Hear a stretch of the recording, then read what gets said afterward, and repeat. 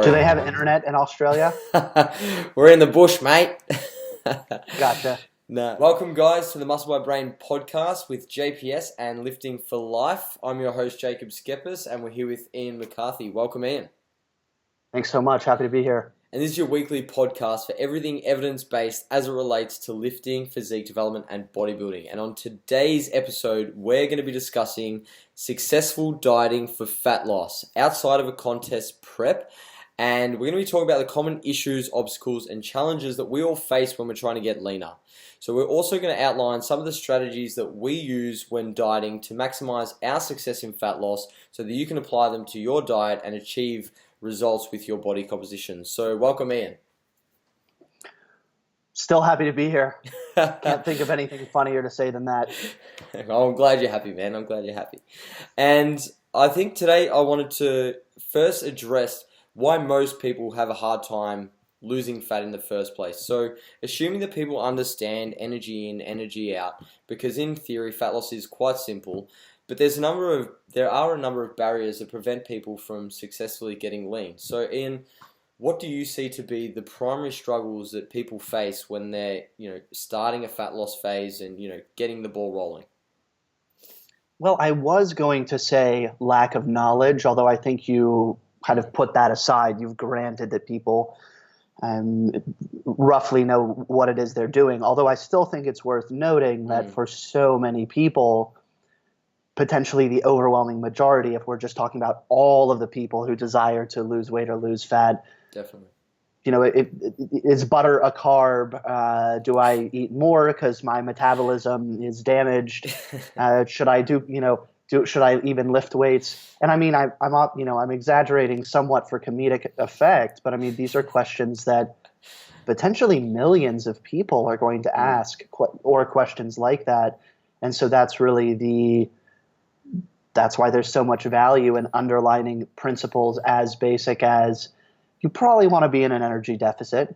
You probably want to resistance train and consume more than the 0.8 grams per kilo of body weight per day protein and so on. Now, assuming, let's say someone gets those right, they're like 70, 80% there in terms of knowledge that's going to help them. I think adherence, just everything that goes into not doing what they know they need to do. And it's fascinating. I don't want to frame this as just I'm this like zookeeper, like looking at people like, ooh, it's really interesting how people fail at losing fat. But I would say it's both, interesting from an intellectual perspective, and my heart really goes out for people who it's a perpetual thing. I am kind of thinking in the vein of the person who's maybe overeats perpetually, not so much the person who's like trying to do a mini cut for 6 weeks or something. But again, it often comes down to, people know that they're overeating at night because that's when they're lonely, or they get really tired, or they have cravings, and because they're tired, it's more difficult to, exert the sheer willpower to not eat foods that are not conducive to their goals and so on. So, yeah, a lot to do with psychology, a lot to do with whatever it is that prevents someone from executing on what it is they know they need to do. Definitely, and I couldn't agree more with that. I think a lot of people, that comes down to self-awareness sometimes. I think people, definitely don't look internally at what they need to do to change, in my opinion. So how does someone, become more self-aware? Because obviously it's a skill in itself. Yeah, and it's an incredibly difficult question to answer. I think this doesn't really answer that question. So I'm totally acknowledging I'm not really answering that because, again, I might have a better answer for you in 4.5 minutes. But with regard to if the question were how does someone, figure out how to make this work, what's not working and so on, I think, and actually I do think this ties in with self-awareness, people just need to be ruthlessly honest with themselves. I mean, Well, why is someone binging on ice cream? I mean, maybe they're in a really unhealthy marriage and that it makes them feel better. And again, that's an admittedly fairly extreme example, but it might even be, let's say someone's doing that 4 week mini cut. They've really considered what it is they need to do, and they've decided that it would be best for them that they don't do cardio, but they don't do it. And they need to really, like, what is it they're thinking, which is leading to the behavioral result of, I'm not doing my cardio. Are they thinking it doesn't really matter? Well, actually it does. So that would not be a rational analysis and so on. And those are just a couple of examples, but every person is going to have their own experience. So again, they really need to look at what they're doing. There are many different ways to approach this. It could just be writing, literally physically writing out what it is they do and trying to identify, this is kind of the breaking point. Like, this is what happens that leads to this. Perhaps it's they work a 9 to 5 and they're really tired after work, and they realize that kind of the moment when things go downhill is they get home and they're exhausted. But hey, if they take a pre-workout right then and immediately go to the gym, then suddenly they don't miss their workouts, things like this. So I think there's a lot to be said for pretty straightforward kind of trial and error, but it has to be, this is an incredibly random reference, but there's a Star Trek series called Deep Space Nine. It's one of the less popular, many people know of the original series with Kirk, and they know of Picard, and Deep Space Nine is one of the kind of the sleeper series. So there's an episode in which, Klingons? Yeah. Right? Okay, perfect. So a Klingon, General Martok, says to the son of Worf, he asks him, like, why are you fighting for the Klingon Empire or something like this? And he says, I want to serve the Empire. And the general says, well, that's a slogan, not an answer. And then he kind of repeats the same answer, something like, it's honorable or something. And the general's response, it's incredibly poignant, even out of context, totally not what are you talking about. He says, lie to yourself if you must, but not to me. So that really speaks to, you're bullshitting. Yeah. You're bullshitting. And what I would encourage people to do is just, and in a sense, it's safe because this doesn't have to be external. You don't have to necessarily tell people that you've figured out that this, these are the excuses you come up with for not making the right decision or whatever it might be. But you have to know internally to be able to address them, because if you have someone who, and again, this is all within the scope of adherence, if you have someone who perpetually isn't adhering, and when asked about it, they give reasons, but they are all genuinely outside of their control, nothing's going to happen. Yeah, I think that's so true. People need to stop bullshitting themselves and really just be honest, in their assessment of their thoughts, feelings, everything that's going on related to why they're not following the plan.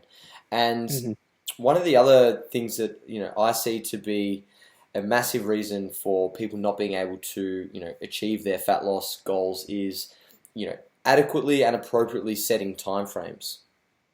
So, we see this a lot. People try to, perpetually diet year in, year out. Like, I have people come to me who, and I did this as a, 16-year-old. Like, I just wanted to get leaner, and I tried to diet for, 5 years. Like, I had no start and end date. It was just always try and get leaner. Do you want to talk about why dieting year round, can be sometimes the reason you're not getting leaner, and elaborate on that? Yeah, I think people just burn themselves out. I don't think we need to appeal to a concept like metabolic damage. I think it can simply come down to people get exhausted, they're training, beyond that. And this won't be true of every single person, but this I think is often true. You'll have someone who is perpetually not eating very much because they think that's how they're going to get leaner. They're probably actually again, it's going to depend, but they might be more inactive than they even realize. Their NEAT is in the toilet because they're just tired.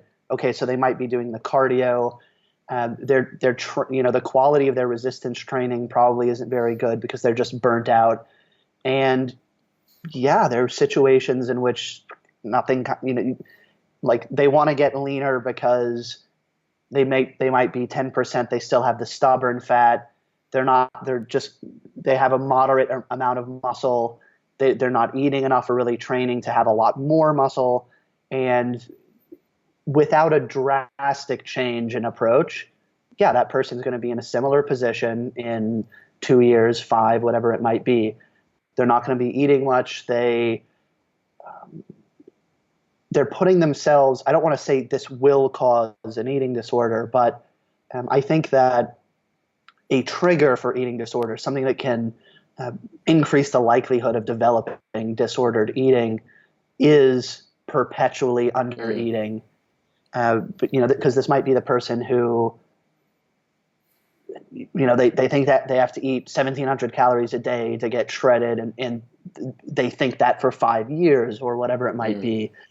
So again, it doesn't work, and it burns people out. It doesn't make them happy. I mean,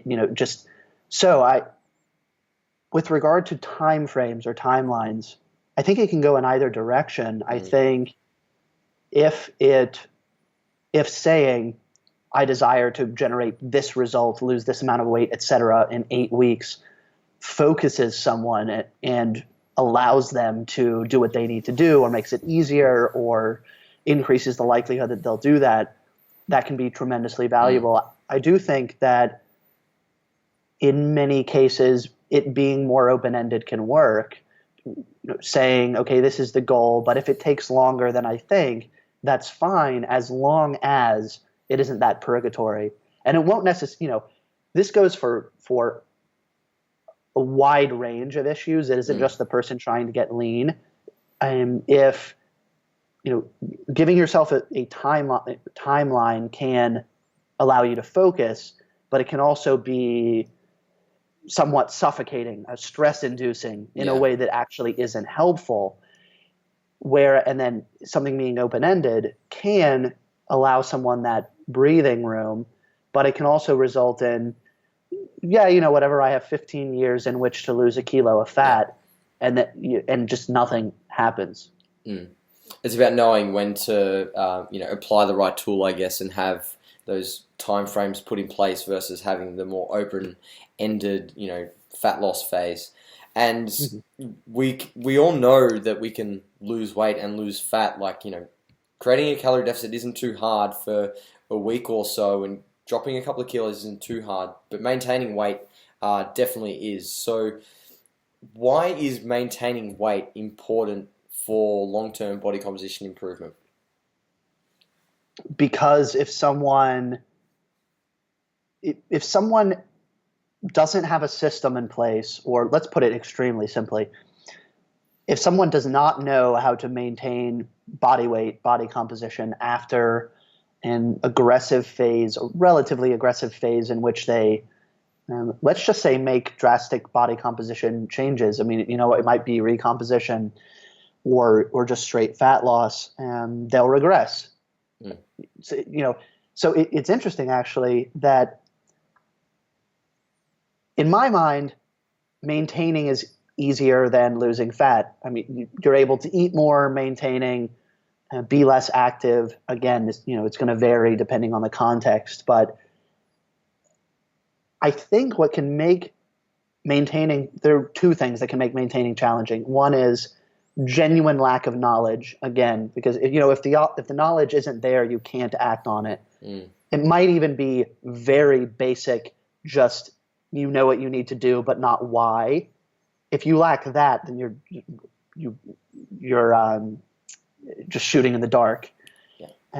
But another difference that is more nuanced and, depending on the person, interesting, is I think that if someone is trying to lose fat, they understand that they're cutting, etc., that can create, they can find it easier to be strict with their diet and so on. And then suddenly, as soon as they aren't cutting, something, just the switch flips in their mind, and even adhering to an actually physiologically less aggressive protocol is more difficult.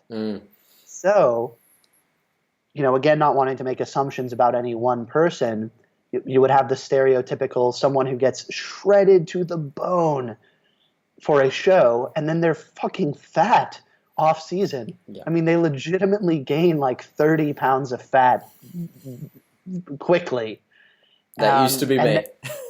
Yeah, and they'll actually, I have seen cases where they genuinely struggle more in that off season, like because they gain so much weight, but then they want to lose weight, and then so they're dieting, but then they're like, maybe they haven't even really recovered from the show, and it's just a total disaster. And they're actually able to keep it together more when they're 6.4% body fat, and in a controlled starvation state. And that's so much to do with psychology. It's almost as if having the foot down on the gas is allowing them to adhere better. It's when they have to take the foot off the gas, they get disinterested and sort of just float around, and they lose their motivation to do what they need to do because they aren't going forward as fast as what they would like to, because they're not seeing the visual changes going in the right direction. Oh, totally. I think I've had multiple people say that to me, and even in completely unrelated contexts. A business owner will say they have no issue working until they take a vacation, and then they don't know. It's like they forget how to work or something. They forget the routine, and it's a disaster, like trying to get back to it. But as long as they stay in it, they're fine. And so, as with so many other things, I think this is another case where people will diverge. Some people will, like, they might cut successfully, and then when they go from cutting to maintenance or to a bulk, that's great. They're super happy not being in a deficit and so on. But I do think there are people who things just turn into a mess. And so this actually comes back to a discussion that we had in the past, in which I said, figure out the tools that worked really well for you cutting that you're able to still use in other contexts. So, things relating to absolutely maximizing satiety relative to how much you're eating might have some use when bulking, but much less. I do that now. Because in the past, like, I have been pretty much exactly what you've been talking about, that perpetual dieting, and then always, reverting from absolutely diced and, shredded, like sub 6% body fat to, 20, 30 kilos in a couple of weeks, just because I don't know how to establish that middle ground. So when now, obviously over years of trial and error, even though I'm bulking, I still eat very much like I'm cutting, because if I don't, I know I will get fat as fuck. Right. So I've brought a lot of the tools, and even like fasting until like later in the morning to save calories towards the end of the day when I eat meals with my family, because I know that if I don't use those tools, I'm going to steer so far away from, contest shape that it's going to be detrimental long term. Yeah, totally. I think those are really good examples. And I think the general principle is don't, unless somehow it works for someone to think of cutting as cutting. It's over here. When I'm cutting, that's my entire world. When I'm bulking, I don't know what cutting is. And by the way, I'm sure that works for some people. Yeah, definitely. But for people who everything's great when they're cutting, and then suddenly, whenever they aren't, they don't know what they're doing. That it just again, carry over, and it'll probably end up being more than you think. I mean, as you just showed with the, some of these techniques that you would use cutting, you still use them bulking. I think to give it, an example which isn't constrained by how much you're eating, keeping most of your meals the same from day to day. I was actually it's funny. Randomly at the gym, I had this thought that, I had a discussion with a gentleman last night who came up to me and he was like, macros, like he had just, and I don't mean to, I'm not saying this to make fun of him, but there are still people certainly who haven't been exposed to this and they're exposed to this and it's like a huge light bulb moment. But I think there's a limit to the value of flexibility. And I genuinely think that a very relaxed, very flexible diet is constraining in the sense of a lot of time and energy goes into figuring out what it is you're eating. And decision fatigue is a real thing. Like the more decisions you have to make a day, the worse you're going to be, especially when it comes to diet and you're eating late at night and things like that, especially when you're cutting, when you're hungry, you're like hunger and appetite increases. Like that's the less decisions, the better. Yeah. And again, that's something which I think it's particularly helpful when cutting because you have the addition of hunger or more hunger than would be present, but it can still be really helpful bulking because it's like, ask yourself, we might be sidetracking a little bit, but I feel it's valuable. So let me know if I already talked about Star Trek on a podcast about fitness. But with regard to decision fatigue, ask yourself, whatever it is someone does with like their purpose as a human being, let's put it really high level. So it might be they're a painter, it might be they're an architect, it might be they're a city planner. Everything I'm thinking of is creative for some reason. Do they want to use their time and energy thinking about designing a city or like 5 times a day figuring out what they're going to eat? So one way to frame this is these are techniques to borrow from like clean eating, but the original way in which I was thinking about this is something that we can then lift from cutting. I'm realizing now the topic of this podcast is fat loss. So most of this hasn't had to do with that, but I think it's valuable nonetheless for anyone who's dieting for any goal. Right. Were you continuing something there? I was waiting for you. I thought you were continuing to go. Sorry. Oh, perfect. So that pretty much segues like into the next part of one of the reasons I feel people struggle to lose fat successfully, which is paralysis by analysis. Like you have some people who are just overthinking, like trying to chop and change things way too much. Like what's your experience in coaching people who do this, or personally, have there been times when you've overthought things during a cut? I definitely do. Interestingly, and I don't know why this is, I can't remember even one client who people, it's one thing to have questions, why are we doing this? In the past, especially if you're early on working with someone and they might say, in the past I dieted with a lot more carbs, less fat, and it seemed to work really well. Okay, it's a valuable piece of information. But I really can't remember anyone who was kind of so in that direction that it was genuinely problematic. Like, to use an example, someone like, well, you assign these macros, but like 3 days in, I decided that they were shit. So I started doing keto. And again, that's an extreme example, but that would, something that extreme would somewhat undermine the coach-client relationship. But a less extreme example would just be someone perpetually stressing out over all the minor, why this, why not this, worried about this. And that, that can be detrimental just as a function of them being more stressed. Now, my recommendation on this point is, give yourself a reasonable amount of time to figure out what it is you think you should do. And I love this phrase, use your own best judgment, because it goes back to the point about people kind of know what they need to do.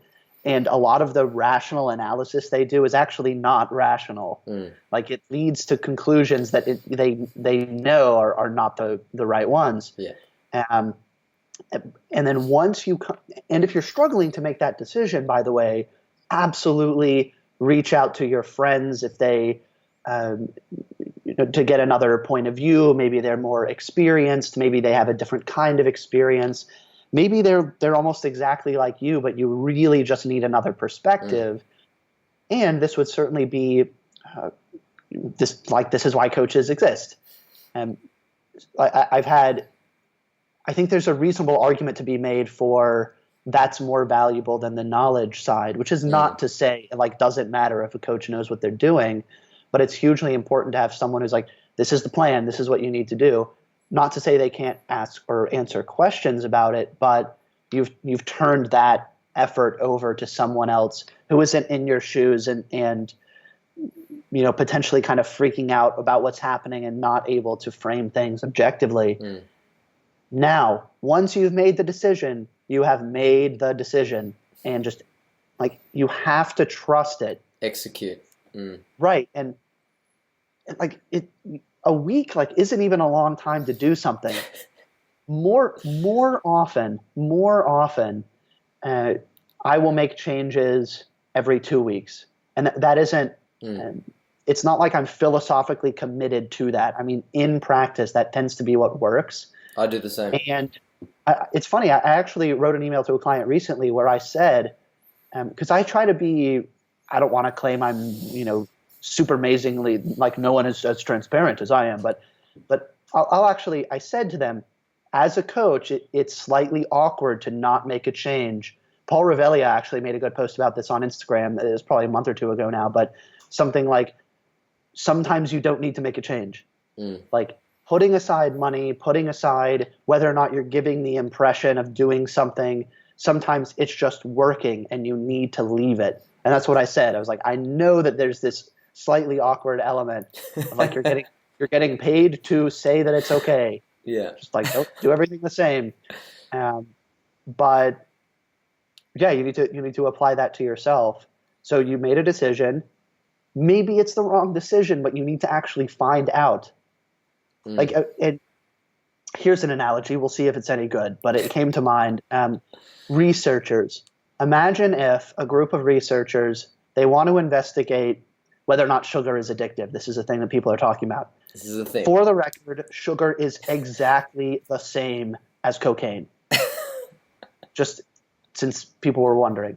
Now, researchers want to test this, so they decide upon a methodology, whatever that might be, and then they start the study.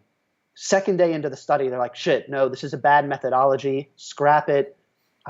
Kill all the test animals because we need a clean batch.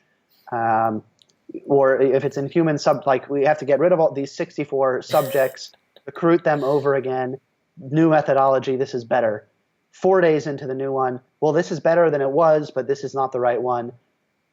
Obvious conclusion, nothing ever happens. And probably like $4 million gets spent. This is so often the case for so many people, Ian. Yeah, and I think that, we were talking about the perpetual dieter. And I don't want to say, if someone has an experience, I so don't want to tell them that experience didn't happen.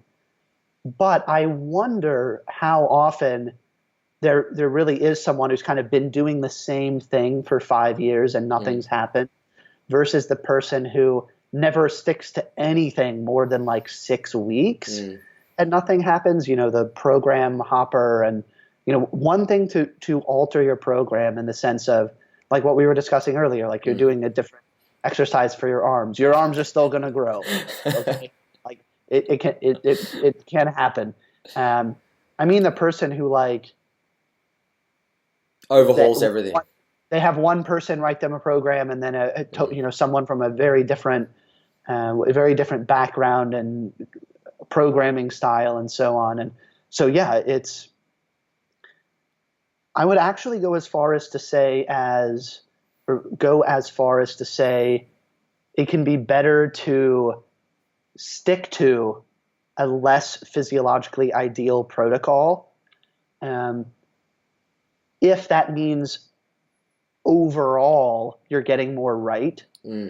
Now, see, there's a gray area here because I don't want to say like, if you know you're doing something wrong, keep doing it because you're consistent. Yeah. Because that's pushing it really far. Yeah.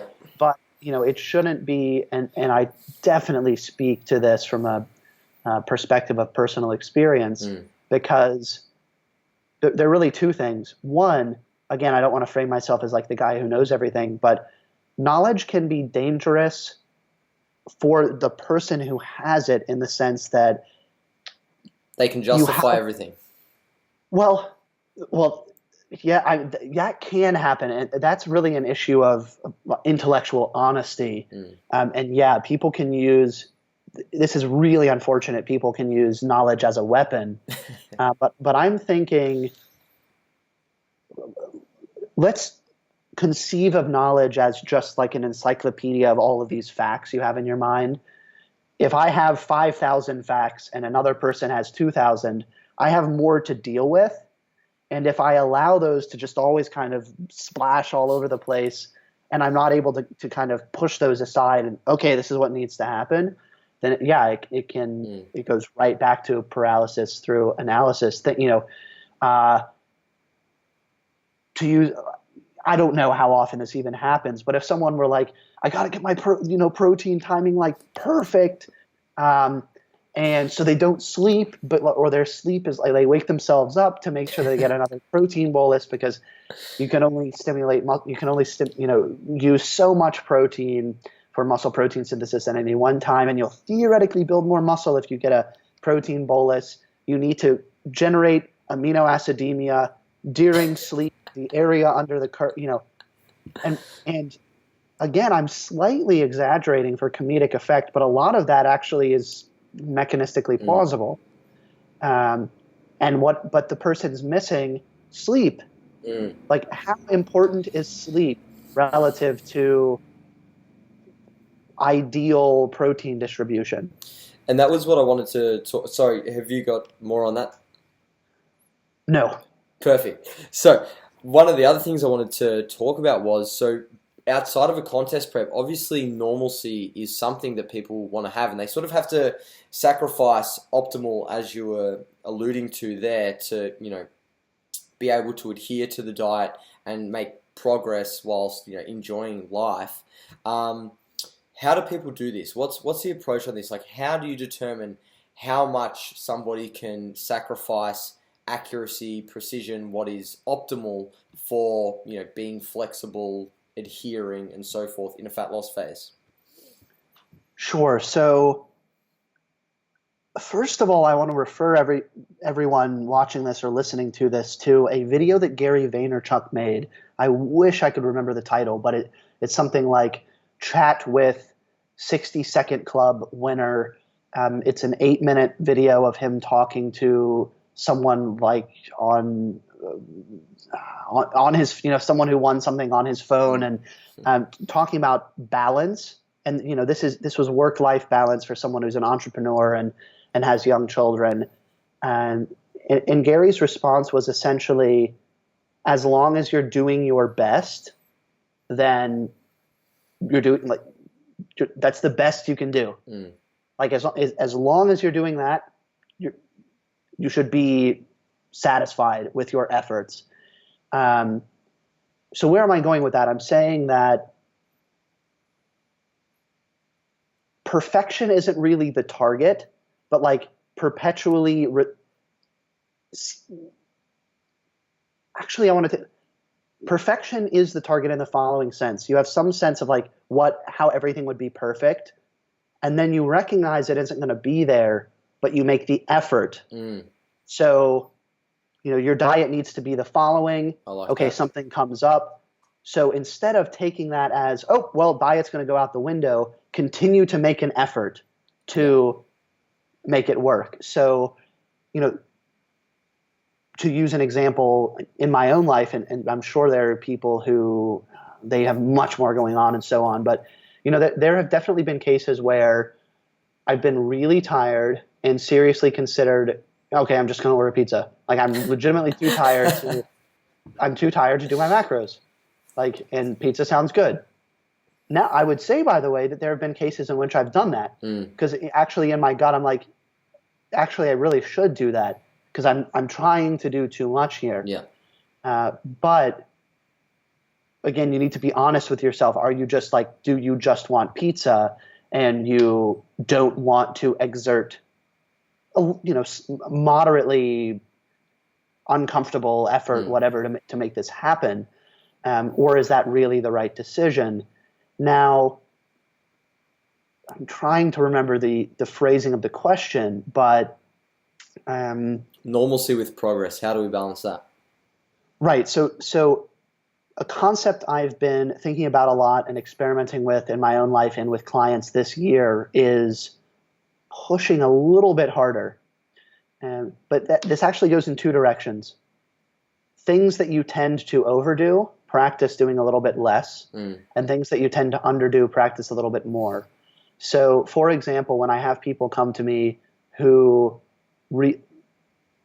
interestingly, people are typically very open with, like, they don't say that they're like, I'm fantastically, I can do everything, and then they can't. They just state straight out, I really struggle with kind of hitting numbers. I don't think I could really do macros.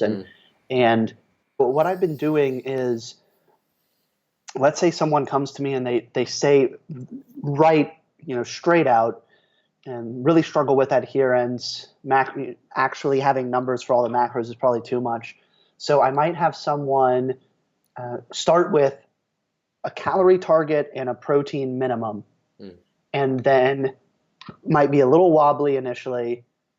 And typically after some period of time, I've been fortunate in that, well, I have had people who start and then sadly just fall off the map. I mean, That's this normal. is, Yeah. yeah. And I really, trust me, like, what, is it me? Like, do I need to just like a fundamentally different like approach to coaching? Do I need to be more proactive about emailing them? But then I kind of tend to think that, it really needs to be like an internal change. But anyway, this is an That's a side aside. note. But Yeah. but so putting aside cases which sadly kind of nothing happens, there are cases where what they're able to do initially is modest, but once they get in a groove of doing that, you push them, 5% more, and once it's clear that's then something they can maintain a little bit more, and that strikes the balance, because if you undershoot, or if someone isn't able to do something at a really high level initially, and you just say, okay, they can't do it at a high level, and this is where they are, and this is what they can do, and there's no effort for better, better really meaning like physiologically superior for body composition outcomes, Yeah. then they might not make physical progress. It might always be really slow. They might not be able to make progress past a certain point. On the other hand, if you just go all in and you're like, you have to hit macros, or like you have it's like this or nothing. Yeah. This or not going to work with you, this or you're a total loser. I mean, you do hear periodically kind of horror stories about coaches who just basically tell their clients, like, suck it up, stop being a sissy, like, just hit your macros and so on. So the balance is figuring out where someone is and then encouraging growth. And that's kind of the medium and long-term approach. And what that means is that day by day, they're typically not overwhelmed. Yeah. And they're operating kind of at the cusp of their limits. And then, periodically things come up, but the long-term trend, it's like so many other things. Like if you just look at each day in its totality, some days are bad, some are better, but hopefully in time, the trend is upward. Or lifting, you're going to have bad workouts, but a bad workout can still be a part of a very effective training program. And so, yeah, I try to apply similar concept to dieting. Yeah, I definitely agree with that. One of my good friends is a psychologist in eating behavior and body disorders and whatnot, and he introduced me to the dieting continuum. So basically, like transitioning people through a behavior habit formation based approach to nutrition, then getting more rigid, structured, and then transitioning into intuitive eating. And Eric Helms has obviously spoken about this quite a lot. How do you then approach somebody who's in those early learning phases, trying to lose weight? How do we approach that without giving macro targets and whatnot? Like, what are the other ways we can create a calorie deficit without, numbers, so to speak? I don't want to sidestep the question with the answer of it's context dependent and then just leave it there. And as I've said before, there is this risk with the answer of it's context dependent of not saying anything that anyone can really do anything with. I think it depends on where someone is, and you need to, first of all, and this takes us back to the beginning of this discussion, get a really good sense of where they are. I mean, let's say someone twice a week they eat like 4,000 calories of just junk, and I don't know, they have a group of friends who really like getting really intoxicated and eating wings. I don't know, like extremely random, but whatever it might be. Okay, so that's helpful. Like that's how bad it is, and now this is what we need to adjust to. On the other hand, you might have someone who they're like 85% where they need to be, and then it's more so tweaking. And from there, a lot of it actually, it's interesting how much on the one hand people tend to have a good sense of what they can do. At the same time, oftentimes I find that people underestimate. And they might say, hey, I really actually don't think I can do this. And recommending that to them initially probably isn't the right move, but you can move in that direction, and then whether it's 2 weeks later, 2 months later, or further down the road, they might actually be able to work up to that. So someone might, just hitting, let's take it all the way back. You might have someone for whom you do something like what Spencer Nadolsky has talked about. You take their worst meal of the day and replace it with a protein shake. Now, I personally don't love that recommendation. I'm not saying this with the intention of criticizing him. I think no question it can be tremendously helpful if it's going from 1,700 calories of Burger King to 130 calories. There's a slight difference between those two scenarios. I think it could be even better to take something like that, and if they're able to replace that with a lower calorie, high protein, moderate carbohydrate, moderate to low fat meal that has fruit and vegetables in it, whole grains, and so on, that might actually make a big difference. I mean, that might be the difference of 1,000 calories for someone who's really at the starting line. Someone who, on the other hand, I realize that our topic is fat loss, but I feel that those people who struggle with muscle gain or eating enough are often neglected. So I just wanted to say as an aside, it might even be, hey, your diet's pretty good, but you definitely need to eat another meal. And notice that in saying that, I haven't said anything about calories or macros. That's a recommendation that I can't say that I have a bunch of experience in this area, but I've heard it working well with like high school athletes. Yeah. Hey, just eat another meal. Like maybe you have your practice and then like eat a meal and then go home and eat dinner or whatever it might be. So there's a lot that you can do without having to start talking about weighing food, tracking macros, hitting targets. I think from there you can relatively easily move toward calorie tracking alone. And clear advantage of that is it's only the one thing you're having to track. And then from there, you can move to giving protein assignments, which I do think is a significant improvement, because at least within the context of people who resistance train, but honestly, even I mean, there's research on like comparing RDA protein intake 2 times, I think even 3 times RDA in non-trained persons. And even in people who aren't resistance training, you see better outcomes with at least much higher than RDA, not necessarily the numbers that you see discussed within the bodybuilding community.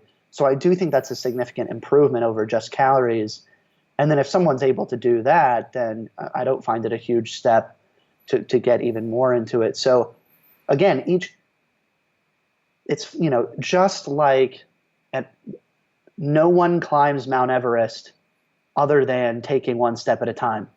It's just, however 15 trillion consecutive individual steps. Now, obviously, macro tracking is exactly the same as climbing Mount Everest. But the point is that if you approach things appropriately, each individual step is within the grasp of what's capable. Right. And eventually, assuming potentially someone will get stuck or, and this comes back to self-awareness, someone might reach a point where pushing it any further, they don't actually need to do. Like it just genuinely doesn't make sense for them. Like maybe they could do it, but it doesn't make sense. And I think there are some people for whom they might, the objective assessment might be that what would be best for them would actually be tracking all of their macros, but they really don't seem to be able to do that. I don't want to say that they're fundamentally unable to do it. It might just be an issue of a lot of troubleshooting to figure out how they can. But again, the ideal is figure out where the person is and then move toward and take baby steps toward that which is physiologically ideal. Yeah, I really like that stepwise approach. And I guess I wanted to finish today with Ian's dieting hacks. So talking about what strategies you use when you're dieting to maximize hunger and satiation, to improve your adherence and to make the diet more enjoyable, and obviously keep you fuller for longer. Definitely. So less meals, interestingly.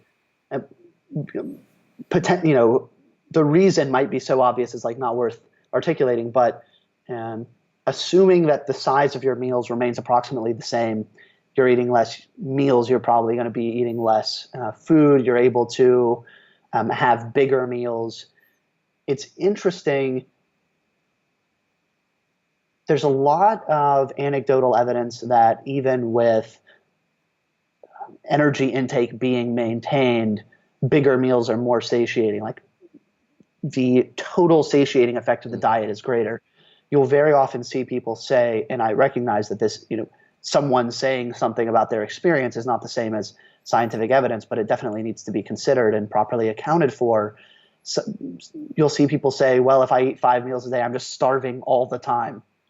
Yeah. Just, I eat and then I'm hungry, I eat, I'm hungry. And then if they take the same number of calories and distribute them over, say, 3 meals a day, they feel much better.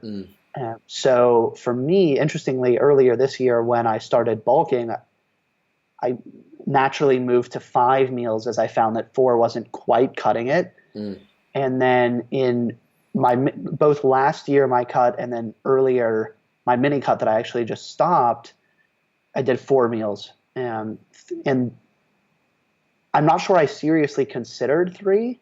I think the reason why I wouldn't go with 3 is I'm not sure that barring getting much leaner, I'm not sure that my macros would ever be so low as for that to feel appropriate. Yeah. I also think that from a protein distribution perspective, 4 daily protein boluses are probably better than 3. My dieting hacks. Carb backloading, interestingly. Yeah. Although I do the same. For me, it ends up being practically equivalent to calorie backloading, where my first meal of the day is typically the smallest energy-wise. Second meal is a little bit bigger. Sometimes I ramp up calories a lot after training. And then my last meal of the day is typically the biggest, although I don't if you go too far in that direction, it can interfere with your sleep. My meals are almost always like meal one from one day to the next, etc., almost identical, if not identical, to minimize that decision fatigue. And especially when, if you're deep into an off season or bulking, or even, you've been maintaining for the past 2 years, food is less interesting. I mean, it makes sense that because you aren't losing weight, your body isn't attempting to fight what you're doing, so that, you don't have these additional, like your sense of smell as it relates to food is not being exaggerated by being starved and all of this. So in other words, when you're dieting and everything suddenly sounds better, I find that limiting the selection of foods can actually be really helpful. That's what comes to mind. Do you have any like strategies in your, like when you're eating your meals? Do you try to be more mindful when you're eating? Do you drink more like water around meals? Like, do you swap foods, to create more volume in the food, less energy dense, stuff like that? Right. It's really funny that you say that. With regard to the being more mindful when eating, no, actually. But and I have a reasonably good answer for this. Right. Not amazing, but reasonably good. Reasonably good. I make decisions relating to meals beforehand, and they're typically very definitive. Like, this is what I'm eating at this meal. So it kind of doesn't matter. I mean, as weird as that sounds, it's very functional. But if you've eaten it, you've eaten it. It's done. Yeah. So it's just like, this is what I'm going to eat. And oftentimes it's like, I want to eat this in like 8 minutes so I can get to the next thing, even when dieting. That tends to be kind of my approach. Yeah. Now, with regard to energy density, that's something I try to manipulate. So I will add more water to protein shakes. Can't say that I add more water to oats, as I already add a lot. And I'll eat more vegetables. I already eat a lot. You eat a lot. You eat a lot of vegetables. Yeah, but your bowels must be very healthy. Yeah, there have definitely been times where, I remember. It was when I was bulking earlier this year, but it was like relatively close to cutting. So I still think like I was still kind of unusually hungry. I remember that I would crave like green beans. So that's what I would eat as a snack. Right. Yeah. So, and again, that's like more fiber, which can be beneficial. The energy density of, I've been working on this article with my colleague Sten for about a month now, and to put it very simply, research indicates that people typically eat about the same weight of food over time. Weight of food, not energy content, which means, and I posted about this earlier today. You did. That's why I brought it up.